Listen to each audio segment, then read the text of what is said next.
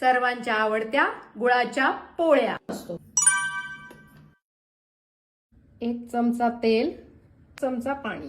गूळ गरम करायला ठेवायचा आहे. गूळ पूर्ण विरघळेपर्यंत ढवळत राहायचंय. पूर्ण विरघळलेलं आहे. डाळीचं पीठ तेलावर खमंग भाजून घ्यायचं. पीठ लालसर रंगावर झालेलं आहे. हे आता आपण गुळामध्ये मिक्स करणार आहोत. भाजलेले तीळ यामध्ये मिक्स करायचे. गुळाचा सुगंध अतिशय सुंदर येतोय. गुळ गार होईपर्यंत आपण कणिक भिजवून घेऊयात. कणिक, मीठ, बारीक रवा, डाळीचं पीठ.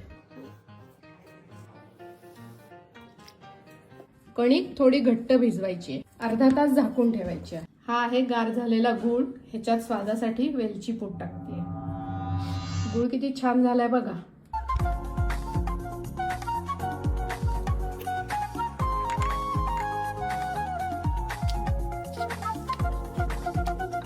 हे बघा किती छान झाले पोळी.